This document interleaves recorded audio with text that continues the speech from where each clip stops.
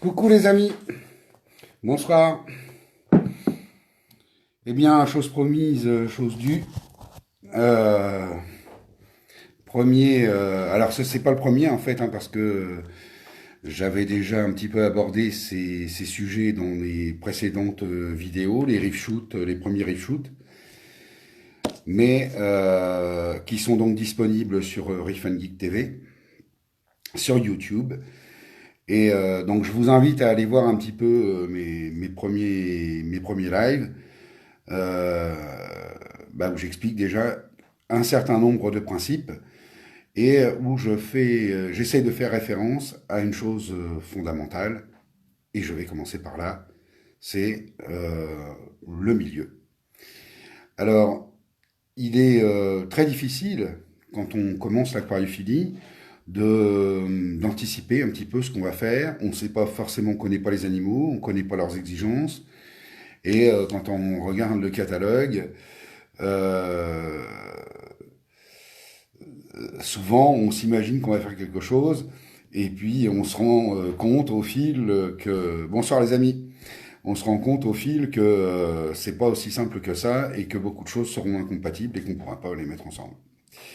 Alors je suis bien content de vous voir. Salut les potos.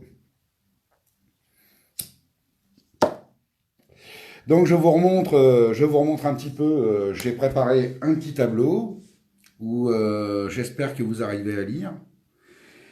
Euh, que je n'ai pas écrit à l'envers, alors sinon je vais le mettre dans un miroir. Et, euh, et puis j'ai préparé un petit peu de substance, donc des fragments de coquillages marins, des squelettes de coraux morts, euh, un charmant bénitier. Alors des coquilles comme ça, en fait, ça peut être génial pour coller des zoanthus. Et l'intérieur de la coquille peut être génial aussi pour coller différents types d'animaux. Et les anémones, par exemple, se plaisent très très bien parce que là-dessus, elles collent comme sur le verre. Donc en fait, quand on place judicieusement une coquille comme ça, à l'intérieur, on peut placer un animal.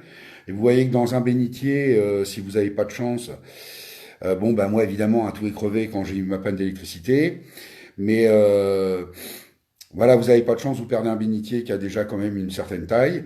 Eh bien, c'est un excellent moyen de le recycler, de servir de table posée dans le décor pour mettre un corail de cuir, par exemple des antélias, et puis pour mettre les anémones.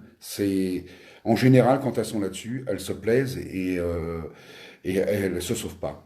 Si le courant, toutefois, bien sûr, convient. Ensuite, j'ai eu pas mal de questions par message. Et concernant donc les différents types de sable. Alors, je vais vous montrer vite fait un que j'affectionne particulièrement. Hein, attention, hop, voilà, vous l'avez là. Hein, donc ce sont des morceaux, attendez, je vais essayer de pincer. Voilà, ce sont des morceaux des doigts, hein, des morceaux de corail, donc qui ont déjà une certaine taille, vous voyez, par rapport à mes doigts. Mais en même temps, c'est pas non plus gigantesque. Puis vous en avez qui sont quelquefois un petit peu plus gros. Alors, j'en ai que quelques morceaux, j'ai ramassé ça dans... Hein, vous voyez, on peut avoir des morceaux comme ça, hein, qui font jusqu'à 4. J'ai même vu quelquefois, une fois, des 6 cm, hein, carrément. Ensuite, donc, euh, on a... alors, il est un peu crado, je suis désolé, on s'est stocké... On a par exemple des squelettes, de coraux comme ça, hein, qui peuvent aussi être utilisés, placés dans le décor, qui peuvent être sciés à la scie circulaire de manière verticale, et puis ensuite être collés sur le verre et permettre de faire un support.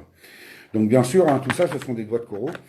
Ensuite, vous avez ce type de morceaux de coraux. Bah ça, c'est un Montipora, par exemple. Bon, bah c'est relativement simple aussi de le coller et puis de placer dessus, par exemple, des zoanthus ou voilà. Donc ensuite, eh bien, vous avez des morceaux de corail comme ça, vous voyez, un peu plus gros. Voilà, des morceaux comme ça, qui peuvent aussi tout à fait remplir un rôle dans la préparation de votre couche de sable. Euh, Parce que, pour reprendre mon petit bocal, d'ailleurs, tiens, on aperçoit du sable fin que j'avais mis avec, alors bah tant mieux, vous allez pouvoir l'apercevoir. Voilà. On va essayer de le choper comme ça. Il faut... Ah, faites pivoter, ah, ils me saoulent là. Ils vont me saouler.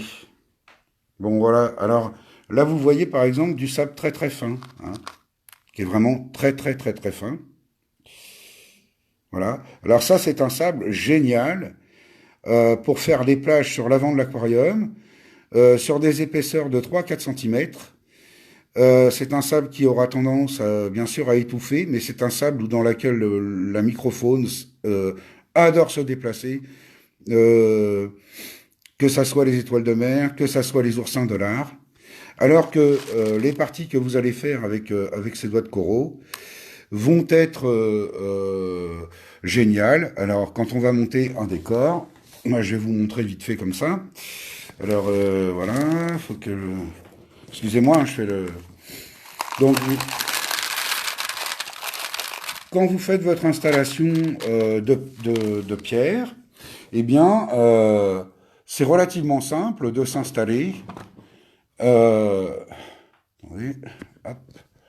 D'installer vos pierres euh, sur ces doigts de coraux.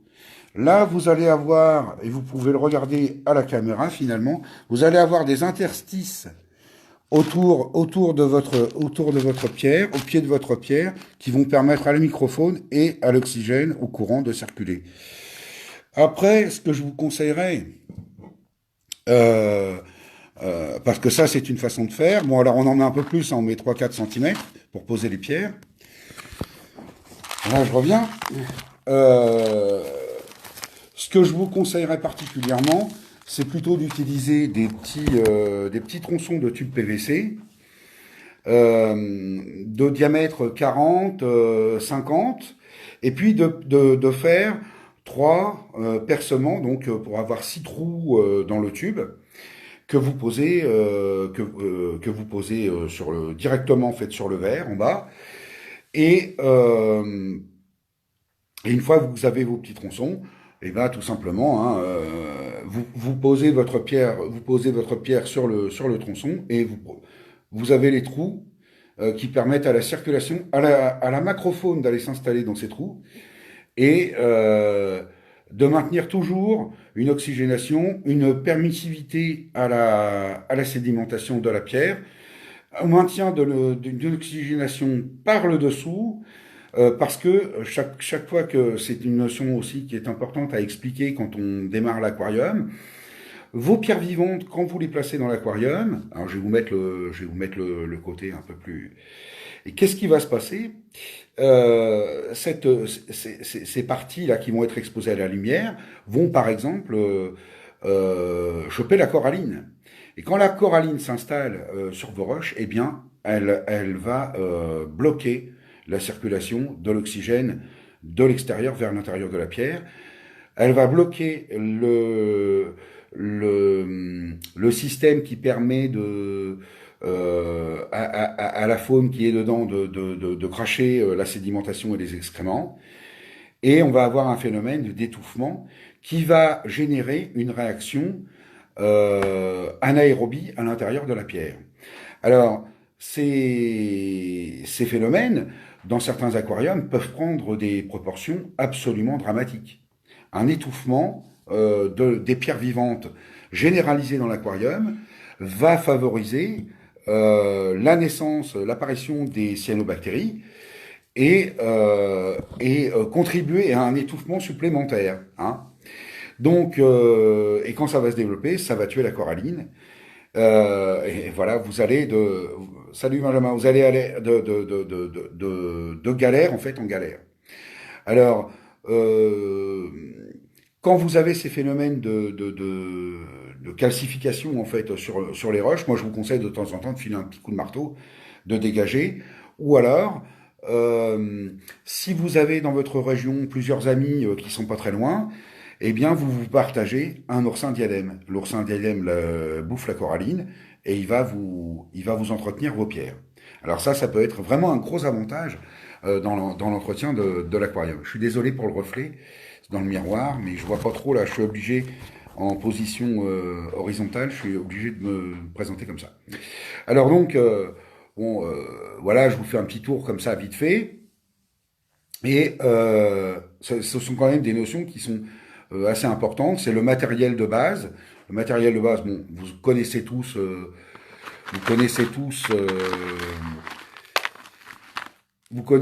hein, est-ce que je peux vous le montrer? Ah non, je peux pas vous le montrer. Le sable fin qu'on peut trouver, Bora Bora, Bora, enfin, il y a un tas de marques qui font des sables fins qui sont pas mal à base d'aragonite. Après, vous avez des sables un peu plus intéressants dans lesquels il y a un mélange avec des coquilles. Et moi, c'est ce que je vais plutôt vous conseiller pour avoir un éventail en fait de possibilités de tampons euh, dans votre sable, dans les réactions en chaîne qui se passent dans le sable, en ayant différentes sortes de sable qui vont avoir des solubilités à différents pH et pas uniquement de l'aragonite qui n'aura une réaction qu'à un pH seuil. Si toutefois c'est l'option que vous choisissez, il faudra ne jamais oublier cette caractéristique que vous allez donner à votre aquarium. C'est exactement comme quand vous faites le choix de ne pas mettre de sable. Vous n'avez aucun tampon. Le tampon, il va se faire très très peu sur vos roches vivantes. Comme dans la plupart des cas, vos roches vivantes sur ces structures très aérées vont être totalement blindées de coralline, il n'y aura quasiment pas d'effet de tampon. Donc, quand votre pH chute, si vous n'avez pas le matériel pour rattraper les variations nocturnes, eh bien, vous vous mettez dans la merde parce que tous les coraux un peu délicats ne peuvent pas supporter des variations de 1 degré de pH entre le jour et la nuit. Hein. Voilà, j'essaye de vous brancher comme ça. Excusez-moi, hein, je rentre dans le vif du sujet. Mais ce sont des notions qu'on doit comprendre dès le départ quand on conçoit l'aquarium.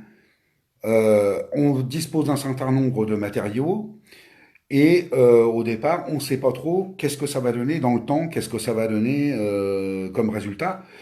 Et bien des fois, on est surpris, ou bien des fois, on n'a pas compris qu'est-ce qui était en train de se jouer dans l'aquarium. Et on va avoir des réactions trop rapides, notamment à l'apparition des algues brunes, des algues vertes. Je vous avais remarqué qu'on a un certain nombre de néophytes vont, vont réagir tout de suite à la présence des algues brunes qui jaunâtres et brunes qui apparaissent dans les 3 semaines, 15 jours, 3 semaines, quand ils montent leur aquarium. Alors maintenant, on va parler un petit peu du sable. Alors, donc il y a ces notions importantes donc de milieu, de choix de milieu. Alors, je vous ai fait des petits crevards. Oups. Je vais ramener quelques pierres, ça tombe. Euh, donc, voilà, je sais pas si... Ah, on voit pas très bien. On voit pas tout à l'écran. Vous avez donc vous avez ici donc plusieurs présentations d'aquarium, vous voyez, plusieurs types de bacs, et nous avons les différents types de construction qui sont généralement, mis en place dans les aquariums. Alors, ceux qui font baver beaucoup d'entre vous parce qu'ils permettent de maintenir des coraux les plus chiants, c'est les structures de branches. Donc dans ces aquariums-là, régulièrement, on ne met même pas de sable ou alors une couche extrêmement fine et l'aquarium fonctionne sur machine. Il est évident que se lancer dans un bac comme ça, quand on n'a pas de sable, pas de refuge, euh, et sans machine, c'est la catastrophe assurée. Et vraiment, à part les coraux très très rustiques, il n'y a aucune chance que vous montiez un aquarium qui soit viable. Il se pètera la gueule à 100%. Là ici, vous avez une construction que j'affectionne particulièrement, c'est le positionnement sur la face arrière de l'aquarium avec des pierres qui ne touchent pas le fond. À partir de ce moment-là, nous avons une circulation de l'eau qui est favorisée sous les pierres, et donc on arrive à maintenir une présence de l'oxygène dans les zones qui d'habitude sont étouffées. Une autre forme que j'apprécie beaucoup, c'est la forme patate. Là, vous voyez dans la cuve, j'ai dessiné 2 patates, et on installe les coraux sur ces patates. À l'intérieur des pieds des pommes de terre, nous fabriquons les couches, les niches des poissons, et vous aurez remarqué que là, dans cet aquarium-là, les niches des poissons, il n'y en a pas. Alors, les poissons, pour dormir, bien sûr, ont besoin de s'isoler du courant, d'avoir une place bien à eux, qui en général ils vont défendre. C'est valable pour beaucoup d'espèces de poissons. Et même si à l'acclimatation, c'est très piégeux, on a des résultats très intéressants en éliminant le décor. En fait, le taux de stress que le poisson atteint est tellement élevé qu'il tombe à zéro. On a exactement le même phénomène pour les gens qui vont à la chasse et qui attrapent des animaux dans des filets, par exemple. L'animal se débat, et d'un seul coup, pam, il se donne. Il accepte de mourir, il accepte. Alors, je vous raconte pas ça d'expérience personnelle parce que oui, j'ai quand même tué deux, trois poulpes et 2, 3 mulets, mais non, en fait, c'est vraiment pas pour moi, et la chasse des animaux dans la forêt non plus. Donc, mais j'ai vu des documentaires intéressants où on voyait ce moment particulier où l'animal se débat, puis d'un seul coup, stop. Et à l'acclimatation des poissons que je pratiquais de façon industrielle, hein, eh bien, c'était des bacs absolument sans rien, juste avec une couche de sable parce que les tampons dans ces aquariums-là étaient importants, euh, et rien d'autre. Eh bien, ça permettait de faire disparaître le stress. Donc finalement une réaction qu'on n'aurait pas pu deviner au départ en se disant bah non, si on leur enlève le décor, les pauvres ils n'ont pas d'endroit pour dormir et tout ça, pour se cacher, ils vont stresser à mort et ça va les rendre malades. Et bah en fait si vous faites l'expérience, vous remarquerez que ça va être beaucoup plus dur d'acclimater les poissons en présence de décor. Autre chose importante, euh, l'absence de substrat et de cache va permettre de mieux gérer la présence des parasites. Et ça, dans les bacs de quarantaine, eh ben, c'est vraiment génial. Une fois que le poisson est habitué, alors là, on va pouvoir mettre, par exemple, des tronçons de tuyaux de PVC et le poisson ira se réfugier dedans. Mais on fera pas ça avant que le poisson réagissent à la nourriture, réagissent au bruit que nous faisons, à notre ombre ou au changement de couleur, à notre approche de l'aquarium. Et ça, ce sont des éléments qui sont fondamentaux dans la compréhension pour le poisson du monde dans lequel il arrive, hein. Alors, une fois qu'il commence à s'habituer à tout ça, quand vous mettez sa couche, eh bien, vous nourrissez, il va sortir quand même. Voilà. Alors, ça peut être mortel en fait. Par exemple, pour certains poissons-anges, s'ils ont une couche d'entrée de jeu, ils vont aller se planquer et ils n'en sortiront pas. Et dès que vous apparaîtrez, ils iront se cacher. Et quelquefois, on ne peut pas changer ce comportement. Il devient définitif. et finalement, le poisson ne mangera pas, il va se laisser crever. Alors, il y a un tas d'astuces, bien sûr, après, pour essayer de rattraper les poissons qui attrapent ce genre de comportement, mais tout le monde n'est pas comportementaliste des poissons. Voilà. Et alors, donc, bah, l'autre aquarium, donc, eh bien, c'est le tas de pierres, c'est le mur, c'est une forme qu'on trouve encore assez souvent, avec beaucoup de pierres dans l'aquarium, euh, et qui est censé reproduire le tombant. Voilà. Alors, si on se réfère au milieu naturel, on pourra dire que le bac du bas, ici, c'est plutôt la carène, c'est-à-dire avec un taux d'oxygène très important partout dans l'eau, une circulation, pas de sédimentation, quasiment pas de sédimentation, la crotte des poissons, pas de choses, quoi. Et obligatoirement, donc, un matériel très performant et des sondes. Hein,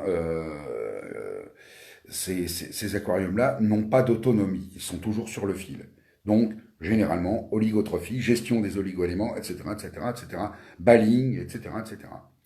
Ce type d'aquarium-là, eh bien, on a une quantité de pierres vivantes qui est supérieure quand même à l'aquarium de branche, mais on a une chance avec ce type-là, c'est-à-dire qu'on peut avoir des pierres du type, je vais vous la montrer, par exemple du type de celle-là, vous voyez.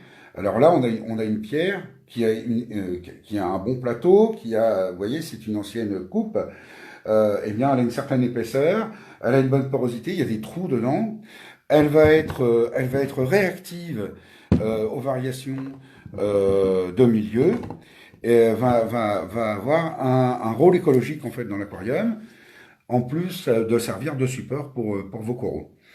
Elle va aussi servir de support à un certain nombre d'algues et de refuge pour la macrofaune et la microfaune. Donc ça, c'est vraiment très, très, pour moi, je vous donne mon avis, hein, très intéressant pour la maintenance à long terme. Et c'est ce que moi, j'essaye de vous transmettre. C'est ce qu'il faut bien comprendre dans mes interventions en vidéo. Hein. Pour moi, l'aquariophilie, c'est pas, ça doit pas être une torture et ça doit vivre. Voilà, ça doit vivre le plus longtemps possible. Donc, le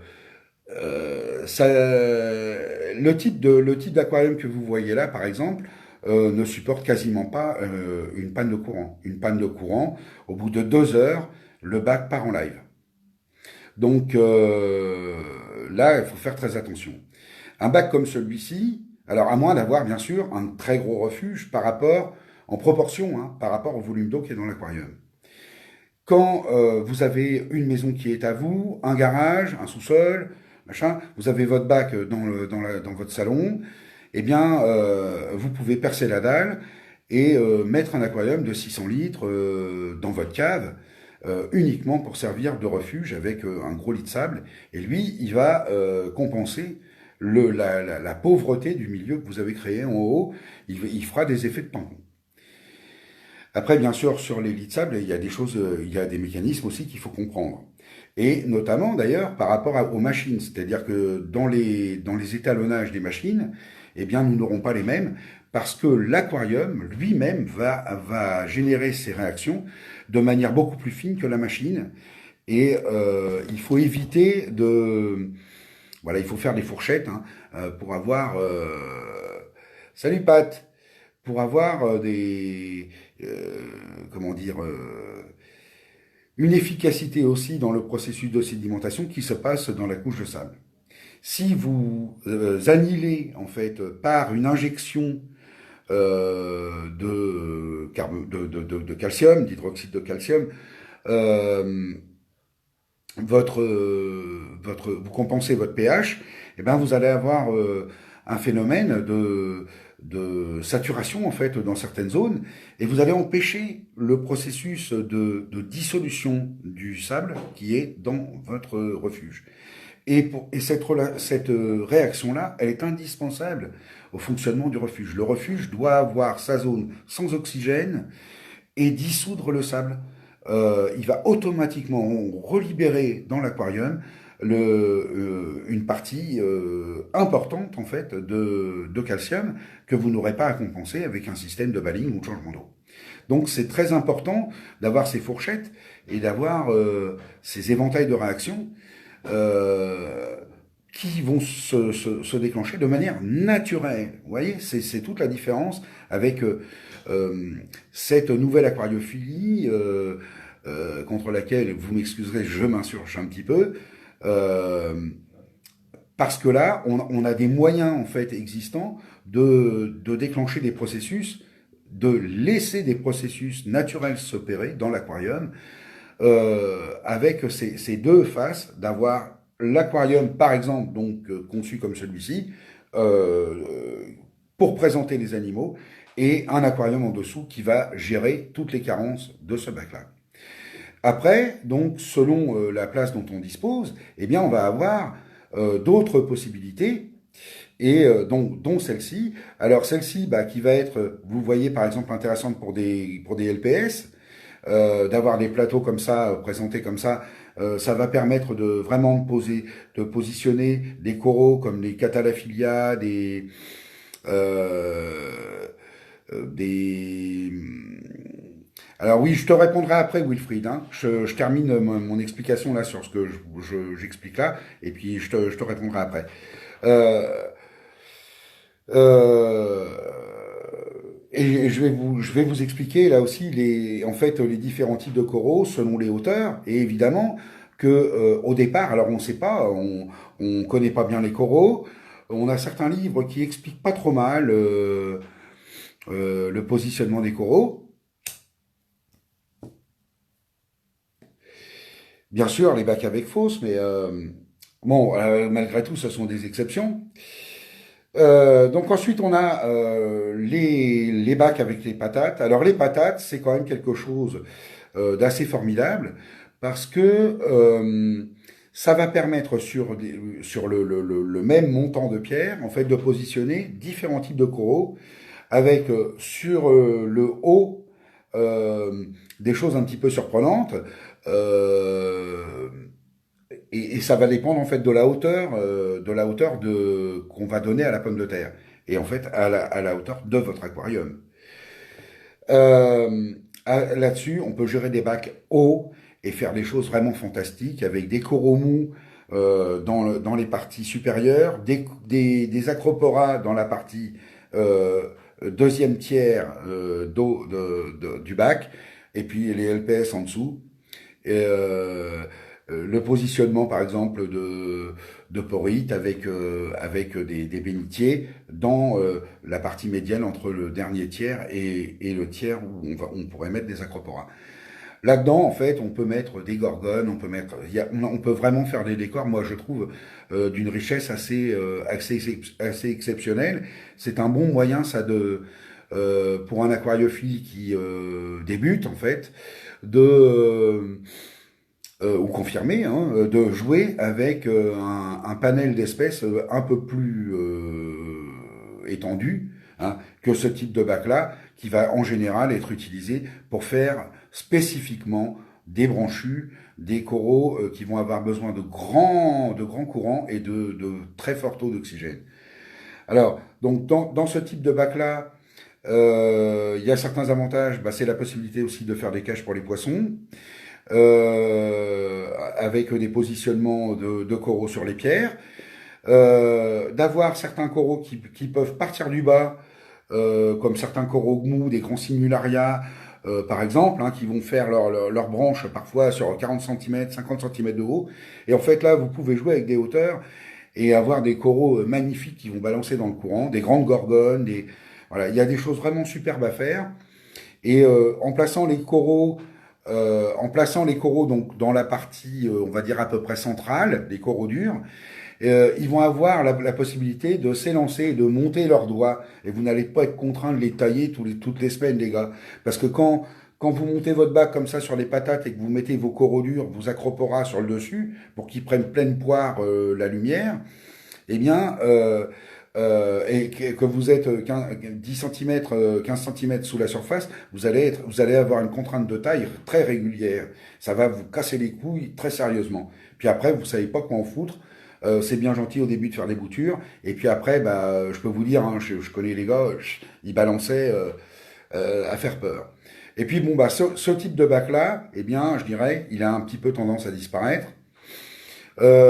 Pourquoi? Bah parce que euh, en réalité, finalement, on peut faire ce type de bac-là ou ce type de bac-là et retrouver certaines propriétés de cet aquarium-là.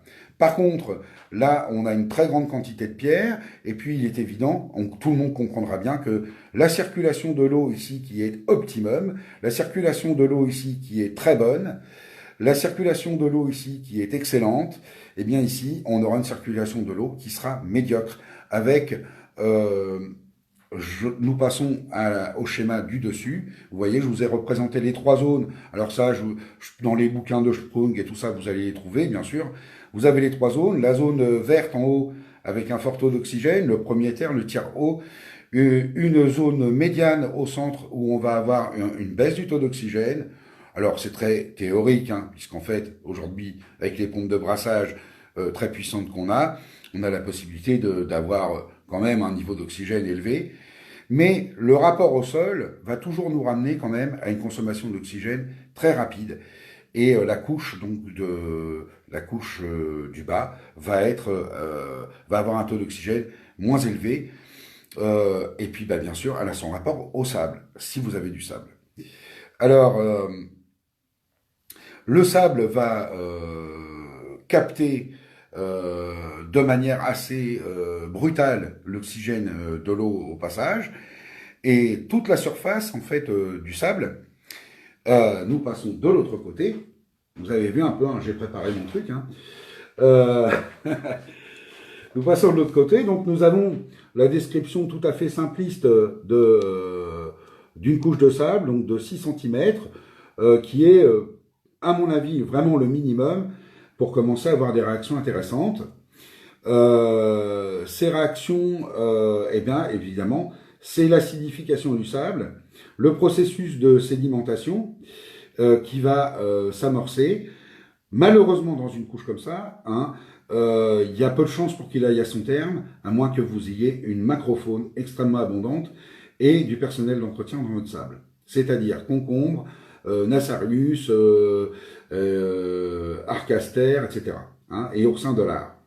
Quand vous avez toute la batterie, vous avez aussi des poissons, genre le Parupénéus, vous avez pour les grands aquariums des raies, etc., qui vont brasser le sable, et ce brassage du sable va favoriser les phénomènes de sédimentation naturelle. Et dans ce principe de sédimentation naturelle, il faut savoir quand même que là, aux alentours de la zone, on va dire,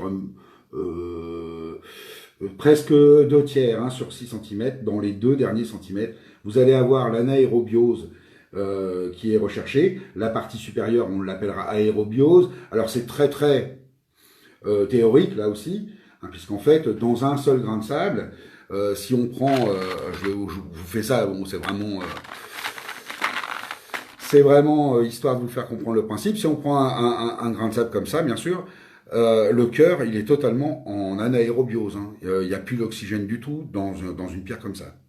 Donc, la partie extérieure va être extrêmement réactive à l'environnement, et la partie intérieure va être beaucoup plus lente et va traiter non pas le sédiment en soi, mais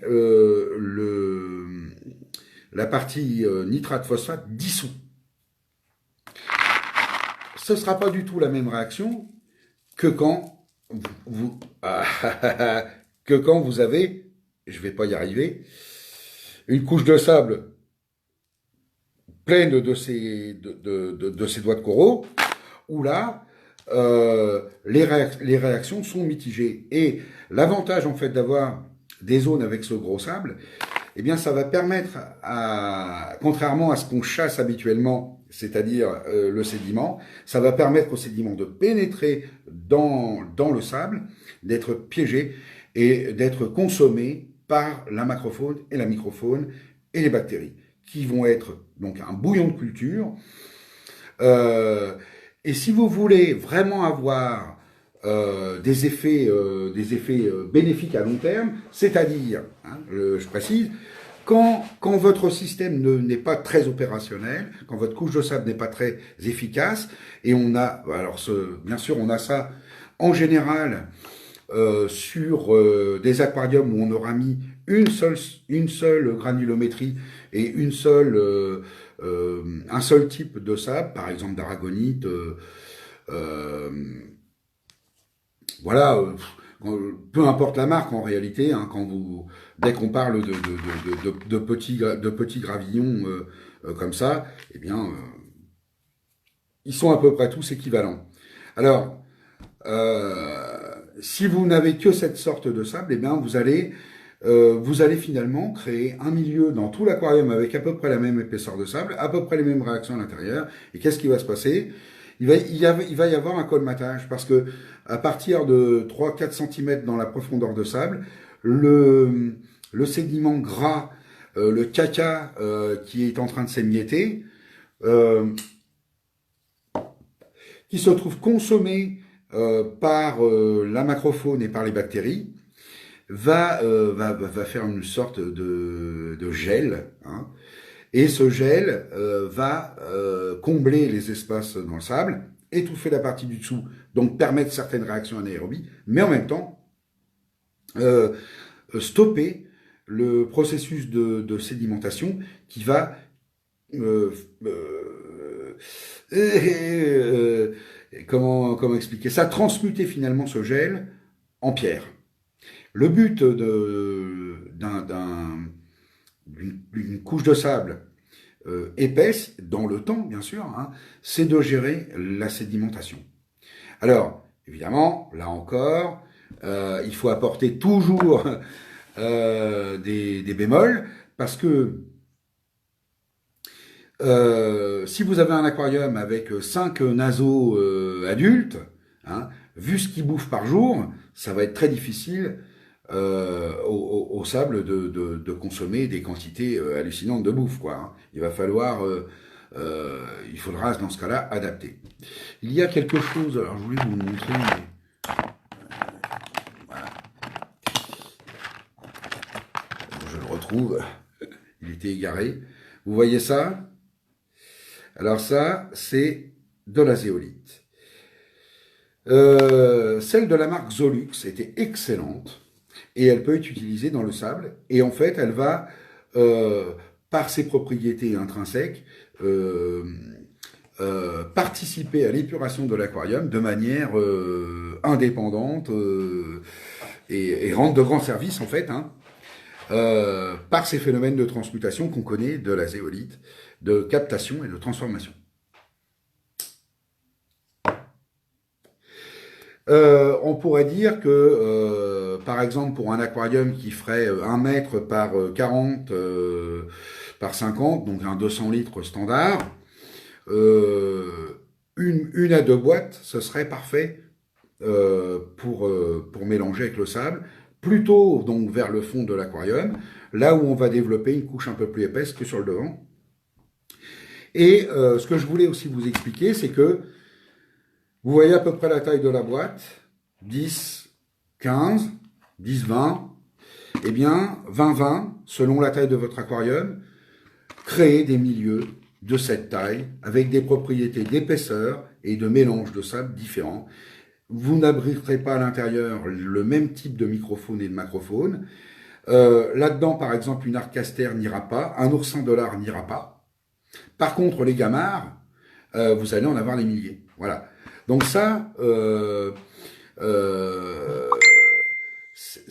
c'est assez important parce que tous ces petits milieux vont réagir à chaque transformation, à chaque évolution dans votre aquarium et vont euh, réagir avec une finesse qu'on n'aura jamais avec les machines. En tout cas, pas demain la veille. Votre aquarium, finalement, vous créez comme un organisme avec l'ensemble des organismes qui sont à l'intérieur, et c'est ça qui, moi, me semble être l'art de l'aquariophilie, c'est c'est de reproduire Gaïa, hein, dans l'idée. Hein. Donc, quand on regarde donc cette couche de sable, si par exemple, alors là on peut la faire par exemple totalement en aragonite, 6 cm, elle est sur le devant de l'aquarium, elle s'étale, si votre aquarium fait 40 ou 50 de large, elle s'étale sur 15 cm. Vous avez donc votre plage. Dans cette plage, vous allez pouvoir avoir des Nasarius, voilà, hein, un tas de bestioles qui vont faire leur petit travail. Vous allez avoir, par exemple, les oplicas qui vont venir tondre. Vous allez avoir, vous voyez, voilà, des animaux qui vont venir et qui vont avoir leur vie sur la surface, d'autres leur vie dedans. Quand ils vont, vous avez vu donc les Nasarius par exemple, donc ils s'enterrent, ils ressortent quand il y a de la bouffe. Quand votre système fonctionne parfaitement, on les voit rarement finalement sortir dehors. Ils sont tout le temps la tronche dans le sable et ils mangent. Voilà. Oui, ça devient difficile. Alors ça, moi, j'en avais acheté chez Aquarium System et puis j'en ai acheté en vrac. Le dernier que j'avais acheté donc au magasin de Rouen, il était vendu en vrac. Donc le gars achetait des sacs de 25 ou 50 kilos et puis on pouvait lui acheter comme ça. Donc ça c'est très très pratique. Alors je bois un coup, je vous dis à la vôtre. Bien sûr j'ai pas encore bouffé, je suis un mange-tard. Santé les amis. Alors pour aborder donc un deuxième élément assez important. Vous voyez donc sur le dessin qui est ici, eh bien en fait, vous avez votre sable classique. Prenons le sable d'aragonite de dimension 1,5 par exemple, 1, 1,5. Eh bien quand vous posez votre pierre sur ce sable, toute la partie en compression va sédimenter alors à mort et puis complètement compacter, passer en anaérobiose totale et envoyer dans votre aquarium de l'hydrogène sulfuré. Qu'il ne faut pas oublier. Et cette diffusion lente d'hydrogène sulfuré va déclencher une réaction d'acidification de l'eau, mais pas que. C'est-à-dire que là, cette zone-là ne sera pas du tout propice à l'élevage de la macrofaune dont on a tant besoin dans l'aquarium, parce que les poissons s'en nourrissent, parce que elles sont très efficaces pour dégrader les merdes de taille moyenne en petites merdes. Et c'est là, si vous voulez, que ce sable-là est fantastique pour cultiver ces bestioles. Ensuite, et c'était important de vous le dire, parce que un aquarium équilibré fonctionne forcément avec la microfaune et la macrofaune si vous n'entrez pas dans ce cycle d'interaction entre les algues, le phytoplancton, la microfaune et la macrofaune, votre bac en fait il va toujours être bancal. Vous allez faire de la chimie non métabolisée et vous aurez des rendements de merde. Voilà. Bon. Et des longévités qui seront moins bonnes parce qu'en fait, il n'y aura pas cette douce mélodie de l'harmonie de la vie. Alors là, dans le dernier croquis que je vais vous montrer avant d'aborder quelque chose d'un peu plus compliqué, vous avez une couche de sable qui là est beaucoup plus épaisse. Dans cette couche de sable beaucoup plus épaisse, eh bien, vous allez pouvoir sédimenter totalement jusqu'à la pierre. Pour atteindre des niveaux de sédimentation intéressants comme ça, les 6 cm, on les double, hein, c'est au moins 12 cm. On a de très bons résultats si on a 15 cm et puis ça au-dessus. Hein. Une couche pas épaisse par contre, hein, 1 à 2 cm, un doigt, 2 doigts, et on laisse ça comme ça. Les bestioles vont aller dedans. Il ne faut pas interdire aux concombres d'aller dans la couche du dessous, aux vers fins qui vont s'installer. Donc il ne faut pas écraser la couche épaisse de sable.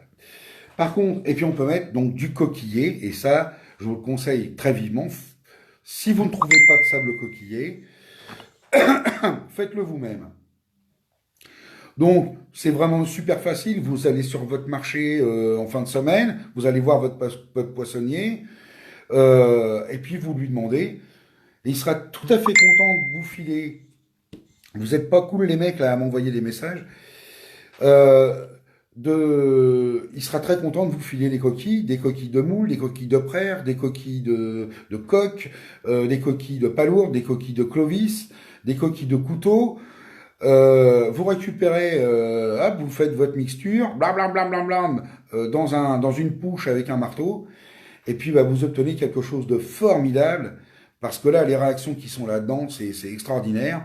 C'est c'est vraiment un complément à l'aragonite pour un nombre d'éléments qui sont captés par l'animal, qui, bah, comme là, vous le voyez, va donner la couleur marron que vous n'avez. Vous avez du marron là-dedans, hein? Vous allez me dire que c'est la même chose? Non, c'est pas la même chose. Donc voilà, il faut de temps en temps mettre un petit peu des claques à ceux qui prétendent que ah bah ça va juste renvoyer du calcaire, etc. Donc non, ça ne renverra pas que le calcaire. Alors, vous êtes chiants les gars, admin. Là. Alors, je vous montre là, donc, bah, vous voyez ce que je vous ai schématisé. Le vert, c'est la présence d'oxygène qui diminue, qui diminue. Et si vous faites dans l'aquarium, vous pouvez faire un jobert, mais moi, ce que je vous conseille, c'est de le faire dans votre refuge. Donc, je connais quelqu'un aux États-Unis qui a des DSB, donc Deep Sand Bed, donc lit de sable épais.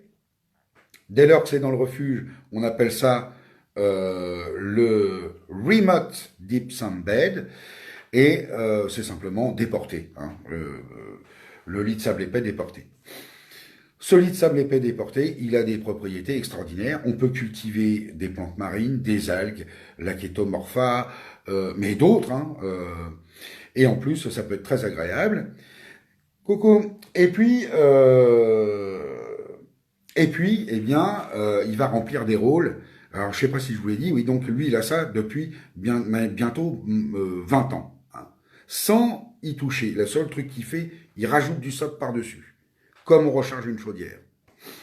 Par contre, s'il arrive à des processus de sédimentation excellents, sachant quand même qu'il a été, je vous l'ai déjà dit, premier au monde à reproduire les chirurgiens en aquarium, il a reproduit les balistes, il reproduit les coraux de manière naturelle, c'est-à-dire qu'il utilise il a des vérandas en fait au-dessus de ses aquariums pour choper le cycle lunaire, et de ce fait, il a des reproductions naturelles. On peut même le faire dans un appartement dès lors qu'on a une baie vitrée et qu'on va oser exposer son aquarium à la lumière nocturne. Donc, euh, le processus pour avoir un rendement optimal de ce processus de sédimentation, eh bien, c'est de renvoyer de manière dissoute le sédiment qui est arrivé en fin de parcours. Donc, on fait un plénum, il n'a pas besoin d'être très épais. 5 cm, c'est très bien, entre 5 et 8 cm. Donc on a un grillage fin, mais pas extrêmement fin. Il faut quand même qu'il bloque le sable, bien sûr, hein, que vous avez mis dedans. Si vous avez un sable trop fin, eh ben mettez un tout petit géotextile, mais alors vraiment le géotextile merdique, quoi, hein, très perméable, le genre de géotextile qu'on trouve pour couvrir les plantes en hiver, hein, les films d'hivernage. C'est très fin et la maille n'étant pas serrée, elle pourra laisser passer du sédiment. Et puis donc, alors donc là je vous ai schématisé, le trait noir sous le sable, c'est pas le bidim, mais enfin c'est le géotextile, la grille, et puis dessous, eh bien on peut même aller jusqu'à injecter du CO2. Voilà. Alors, euh, il faut une certaine pratique, il faut tester pour trouver le bon équilibre, pour avoir le bon pH dans ce plénum. Mais à partir du moment où vous maîtrisez ce truc-là, eh bien, je peux vous le dire, c'est qu'en réalité, il est increvable, hein. Vous pouvez le garder pendant des années. Des années et des années. Et alors, l'avantage, bien sûr, c'est que dans votre aquarium principal, euh, vous avez beaucoup, un bien meilleur libre cours à la construction de vos décors. Parce que, et aux espèces que vous maintenez. Parce que vous avez déporté une partie importante du travail biologique dans la partie inférieure. Si vous gérez pas mal le truc, et ben évidemment, vous mettez 6 centimètres dans l'aquarium, et puis vous mettez... alors, vous pouvez être à 12, et puis vous pouvez monter à 30 centimètres d'épaisseur de sable, hein, dans le bac du dessous. Vous aurez des réactions intéressantes, des vers qui vivent dans ces zones très étranges, des vers longs comme ça, hein, qui s'installent dans le sable. Vous avez la possibilité de planter... D'ailleurs, vous remarquerez, si vous plantez certaines colères-pas, eh bien, elles vont vous faire des racines comme ça, et on va retrouver des choses un petit peu semblables au complexe argilo-humique de la Terre. Alors, toutes ces réactions en chaîne, vous pourrez aussi planter des palétuviers, hein, et puis les tailler un peu comme des bonsaïs pour qu'ils s'étalent et pas qu'ils montent sous l'aquarium. Puis vous avez la possibilité de mettre des plantes marines, carrément des plantes marines, genre codium, etc. Bon. Donc, un vrai paysage du dessous et un paysage que vous déclenchez à l'extinction des feux, avec une période d'environ 3/4 d'heure, 1 heure, où les deux sont allumés. On a un pic, et puis après, ça redescend doucement, avec le coucher de soleil sur le haut, et puis le lever de soleil, en fait, hein, sur le bas. Et comme ça, vous n'avez plus de variation de pH de manière naturelle. Euh, Grâce à ce procédé-là, vous éclairez la nuit votre refuge. Donc, vous voyez, ce sont des enchaînements relativement simples à comprendre.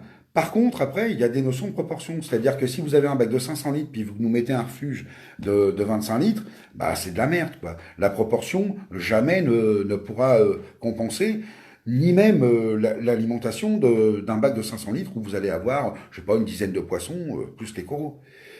Alors, ce sont des choses qu'il faut un petit peu réfléchir. Et bon, bah, c'est peut-être en ça que je peux un peu vous aider, en vous donnant ces idées de proportion. Le, le bac du dessous, si vous pouvez le faire de la taille du bac du dessus, c'est quand même vachement bien, quoi, hein.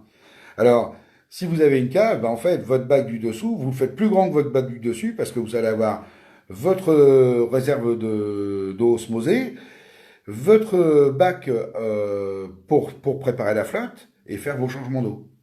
Alors dans des aquariums comme celui que je vous explique, hein, depuis tout à l'heure avec le sable, eh bien le changement d'eau suffit.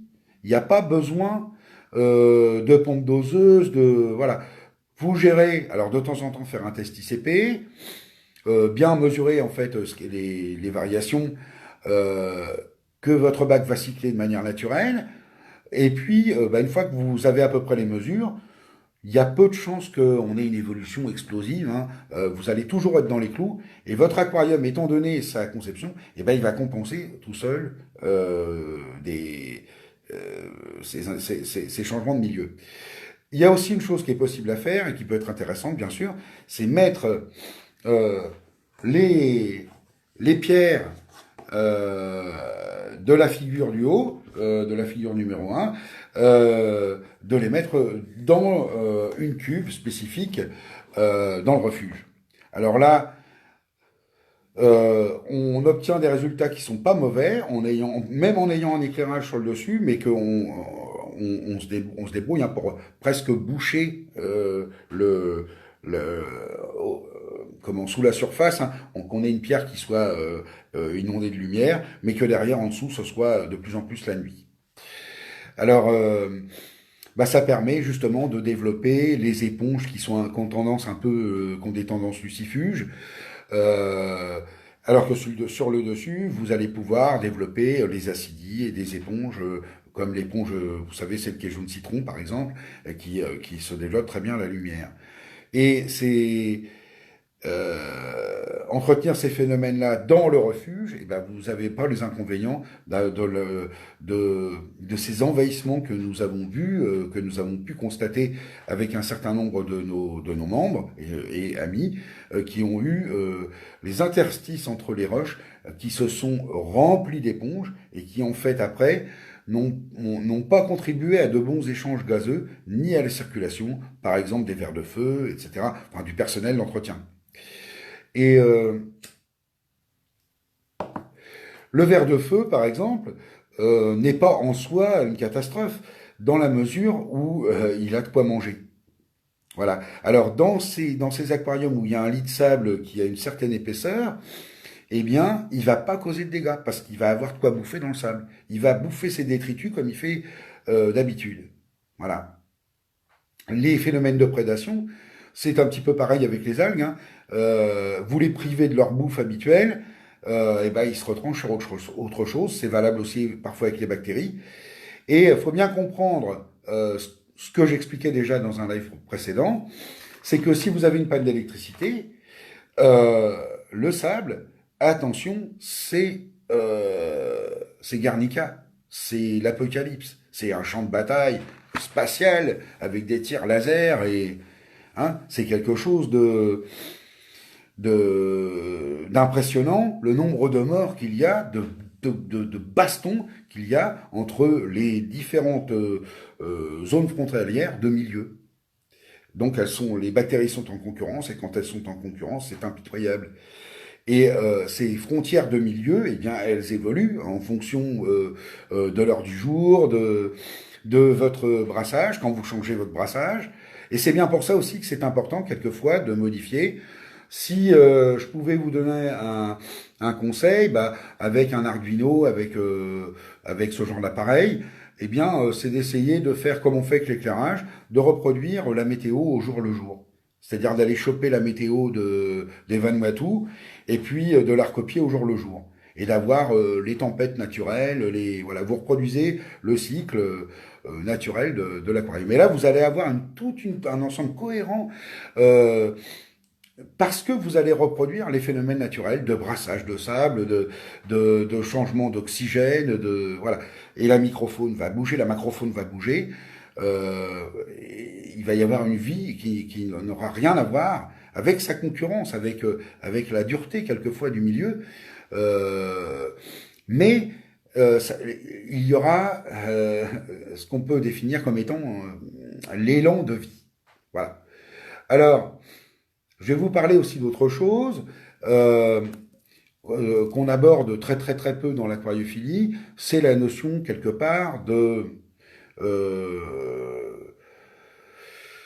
de ce que chez l'humain on appelle le feng shui par exemple, hein, où on va choisir à l'intérieur de sa maison des matériaux, des orientations pour gérer des champs énergétiques euh, qui vont s'harmoniser avec nos propres champs énergétiques et qui vont déstresser, par exemple. Bon. Alors, dans l'aquarium, il faut bien comprendre quelque chose de très très important, c'est que nous ne pouvons pas enlever la présence et la production incessante et proportionnellement très importante d'ions positifs, donc d'une pollution aux ions positifs qui sont issus du matériel électrique qui gère le reste des éléments de l'aquarium. Donc, cette pollution, attention maintenant si vous avez le compteur Linky, hein, vous avez un champ autour de chaque fil. Et il ne faut pas oublier que les pompes de brassage, par exemple, elles sont dans l'aquarium, là où est le lieu de vie. Et que cette pollution va faire éclater nombre de cellules parce que en fait, ce sont des champs de micro-ondes. Hein. Alors, on peut limiter la casse avec différents principes. Et tout le problème, en fait, en général, dans l'aquarium, ce qui nous pose problème, c'est la place. Voilà. Alors, C'est ce qu'on va trouver quand malheureusement on n'a que la place de son aquarium et du meuble, donc de la même taille. Bon, on peut tout à fait envisager, par exemple, avoir un meuble qui dépasse de 20 centimètres de chaque côté avec un pot de fleurs ou un pot avec un palétuvier pour rester dans l'ambiance. Et puis, vous voyez, et puis avoir un meuble un peu allongé sous le dessous pour pouvoir positionner des espaces, notamment, alors par exemple pour les pierres, pour la réserve d'eau, etc. Et ça peut être très charmant. Je vous dis ça, chez moi une fois je l'avais fait avec, par exemple, j'avais installé une niche à mon chat en forme d'observatoire avec une petite entrée et une fenêtre longue et elle adorait, ma chatte adorait aller se mettre là-dedans. Vraiment c'était sa niche quoi. Et, et j'avais mis une fougère par-dessus qui en plus passait hein, dans la fente où elle pouvait observer. Voilà. Donc, et c'était très chouette quoi. Donc on peut faire des aménagements comme ça. Euh, comment dire, bah, pour pouvoir placer, par exemple, une chose qui est importante. Alors tout à l'heure, donc j'ai eu la question, est-ce qu'on peut faire pour moi, est-ce qu'on met forcément du sable dans le refuge? Tout dépend ce qu'on cherche comme rôle. Alors, quand on veut, le principe au départ hein, du système berlinois, c'est d'avoir une longueur d'eau, une longueur à parcourir pour une eau chargée, pour une eau qui a une certaine turbidité. Euh, on va faire voilà. Coucou, me revoilà.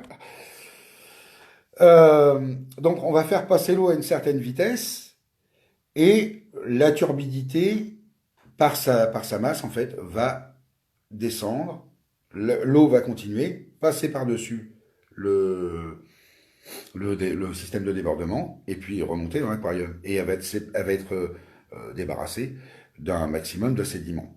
Dans ce cas-là, évidemment, pas de sable, pas besoin de sable, et puis de temps en temps, on passe un coup d'aspirateur.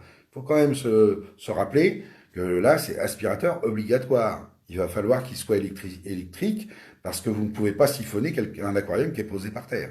Hein. Donc, faut bien réfléchir à ces choses-là avant de concevoir, parce que des fois, ça peut vous foutre vraiment dans la merde. Parce qu'après, quand vous avez une case qui se remplit de sédiments et que vous ne pouvez pas aller la siphonner, et puis c'est emmerdant, quoi. Hein. Bon. Donc, euh, effectivement, voilà, ça peut fonctionner ce système, hein. Mais dans ce cas-là, bien sûr, tu n'attends rien d'autre de ton décanteur. Après, tu as aussi la possibilité de diviser l'espace de décantation en deux parties, en deux longueurs, et de faire circuler l'eau dans une espèce de circuit, en fait, hein, pour euh, décanter d'un côté, et puis derrière avoir le vrai refuge, où là tu vas cultiver microfaune, macrofaune, algues, etc. Et que ça va terminer le travail en travaillant plus sur le dissous que sur le sédiment lui-même. Bien évidemment, tout ce qu'on enlève de l'eau par le procédé d'écumage, par exemple, euh, et tout ce qu'on enlève de l'eau par la sédimentation sur verre, eh bien tant mieux. Hein, c'est quelque chose qu'on n'aura pas à traiter différemment et qui va décharger le sable de, de d'une charge organique. Alors ensuite, on peut aussi faire décanter dans la partie où on met les pierres. Si le courant est bien fait, eh bien le sédiment il va descendre dans le fond et puis de temps en temps bah, on siphonne le compartiment des pierres et on garde un compartiment sable plus propre. Alors le perlon c'est efficace pour enlever directement, on va dire la merde, hein, clairement. Euh, Très franchement, moi j'ai tourné des années avec du perlon. Euh, mon bac, j'avais un bac là qui était exposé au jour, etc. J'avais du perlon. le truc, c'est qu'il faut le nettoyer régulièrement, quoi. Voilà. Alors c'est un peu comme les micro-bagues. Bon. Euh, on crée, on a un truc efficace, mais on se crée une contrainte. Hein, voilà. C'est ça ce que j'essaye moi de vous expliquer, c'est-à-dire que tu as ton bac de super SPS, machin, ça y est, t'es une bête. Tu t'offres ce système-là, micro-bague, t'es obligé. Voilà. Si tu le fais pas, c'est là, tu vas à la cata. Euh,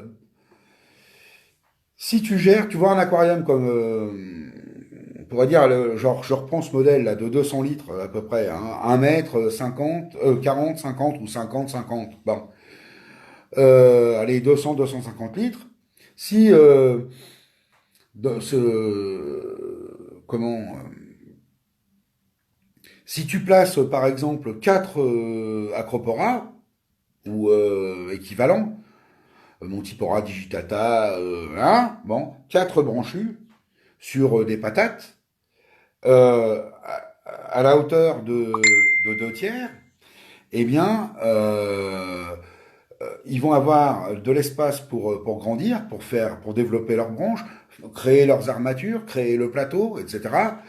Et tu as de l'espace sur le dessus pour mettre autre chose.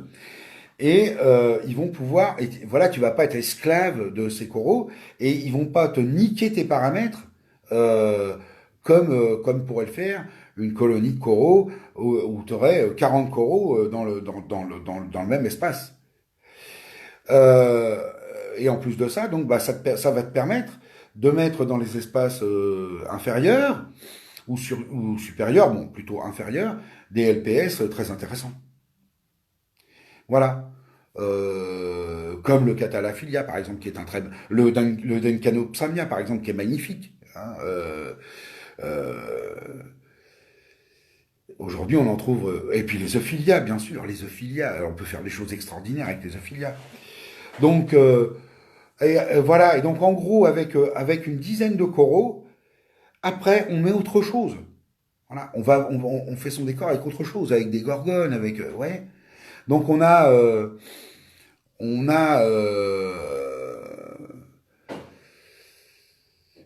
peut développer une richesse en fait avec des moyens relativement simples et aborder l'aquariophilie de manière beaucoup plus tranquille, beaucoup plus zen, parce que on va pas être totalement sur la corde raide tout le temps.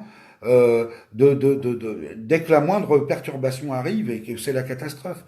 Et les aquariums où il y a comme ça plusieurs milieux, eh bien, quand il y a une coupure de courant, certaines personnes pourraient vous en parler, hein, euh,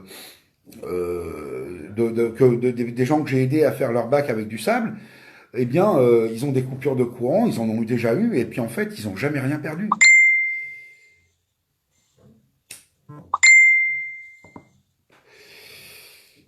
Et bah voilà, en fait, en gros, hein, je pense que j'ai un petit peu fait le tour déjà dans un premier cadre, hein, pas mal large. Hein. Je sais pas ce que vous en pensez. Vous avez pas mal de précisions quand même. Euh, Et puis, ben, on va essayer d'aborder après. Je vais essayer de vous transmettre quelques trucs de l'hydrologie et on va continuer sur l'énergie. Hein. Parce que euh, vous avez bien compris qu'il y a une grande différence entre une autre source qui jaillit et qui descend de la montagne à cheval et puis l'eau croupissante d'une mare eutrophiée. Hein. Si vous regardez les énergies, vous voyez, et puis bah, les appareillages électriques et électroniques qui sont autour de l'aquarium, ils vont avoir tendance à tirer l'aquarium vers le marais, hein, et pas du tout vers je descends de la montagne.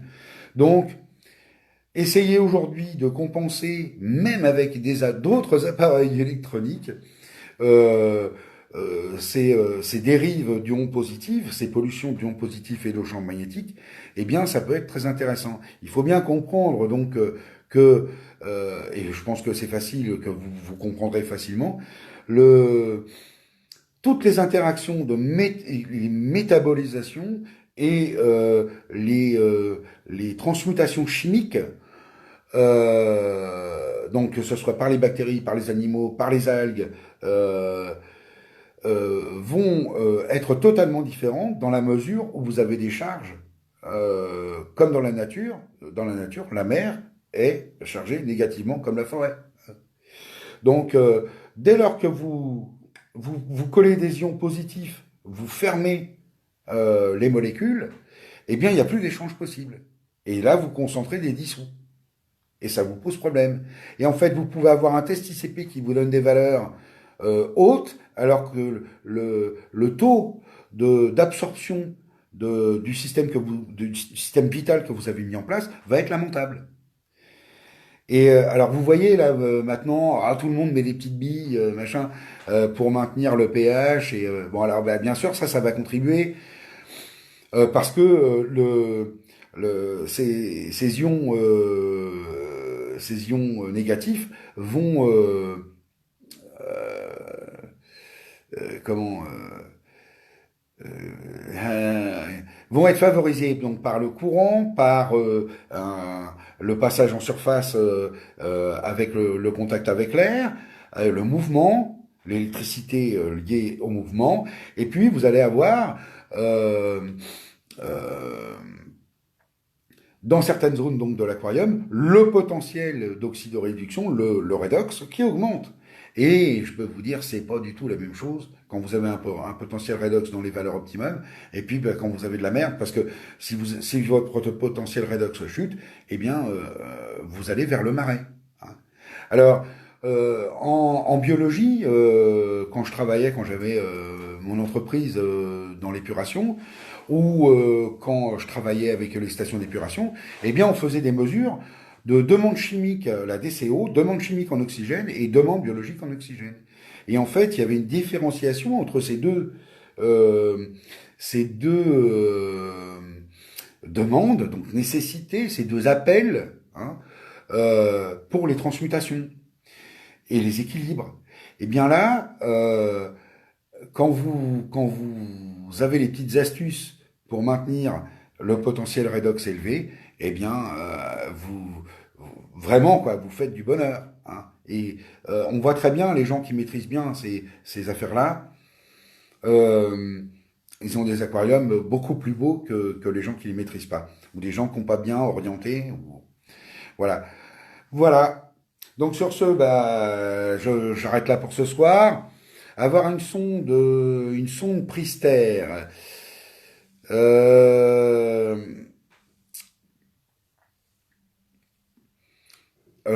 ça peut être, ça, oui, ça peut être bien, oui, oui, pourquoi pas.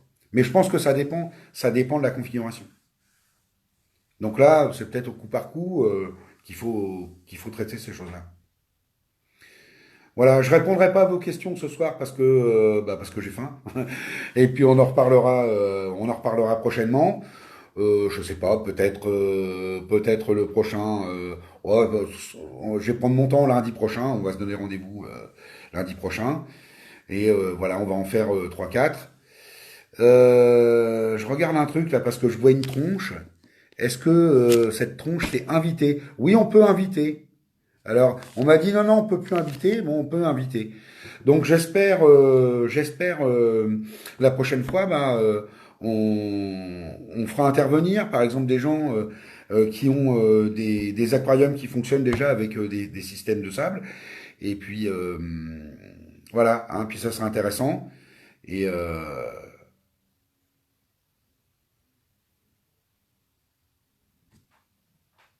voilà, à votre service, les amis. Bonne soirée à vous, bonne semaine. Et puis à bientôt, en espérant qu'on n'ait pas l'effondrement total avec coupure d'électricité à cause du coronavirus qui nous descend là par milliers. Euh, et puis voilà. Salut à tous, bonne soirée.